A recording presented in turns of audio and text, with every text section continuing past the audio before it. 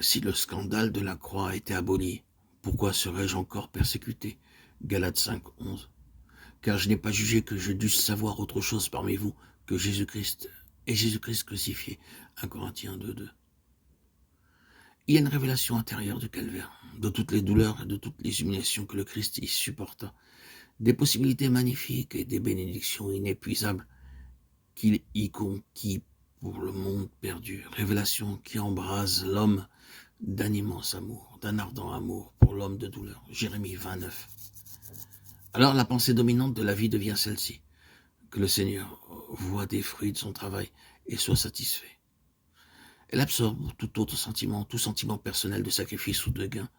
Cette passion, l'apôtre Paul l'a connue, sa vie tout entière en fut la manifestation. C'est elle qui s'exprime en tant que de passage des épîtres, en particulier dans celui des Corinthiens.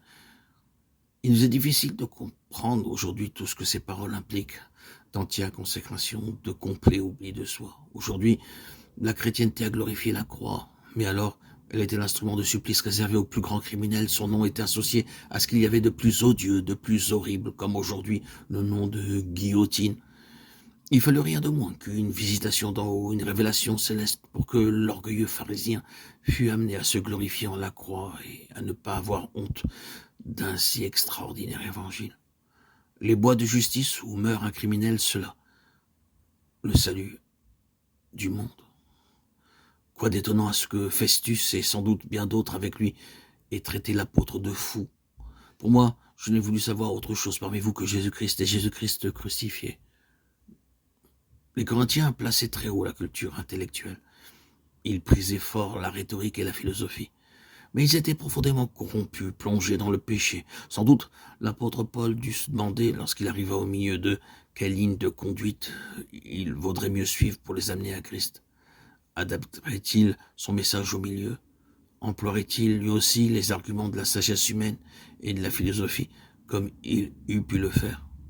Car il avait étudié à l'école de Tarse, considérée par quelques-uns comme supérieure à celle d'Athènes. De plus, il avait reçu à Jérusalem l'instruction spéciale aux jeunes Hébreux et avait été versé dans l'étude de la loi. Enfin, il était né citoyen romain. Allait-il se prévaloir de tous ces titres pour rencontrer les Corinthiens sur leur propre terrain? Il pressentait ce que serait leur verdict s'il n'étayait pas son message sur quelque courant philosophique, s'il ne l'enveloppait pas d'éloquence. Où était le devoir? Qu'allait-il faire? Délibérément, l'apôtre jette les âmes charnelles. Il annoncera purement et simplement un Messie crucifié et comptera uniquement sur l'action du Saint-Esprit pour manifester que la prédication de la croix est bien la puissance de Dieu. De sorte que la foi de tous ceux qui croiront sera fondée non sur des paroles de sagesse humaine, 1 Corinthiens 2,4, mais sur la puissance du Dieu. Cette décision de l'apôtre nous montre à quel point il était devenu l'homme de son message, à quel point il avait renoncé à lui-même, à sa science, à ses ressources personnelles, à toute ambition, à toute renommée.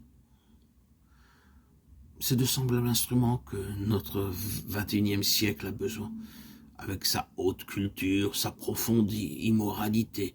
Il a besoin lui aussi d'entendre la voix de messagers qui, comme l'apôtre, ont décidé de ne prêcher que Christ et Christ crucifié, d'hommes qui, rejetant toutes les armes charnelles et tout recours à la sagesse humaine, mettront uniquement leur confiance en la puissance de Dieu pour rendre témoignage à la prédication de la croix.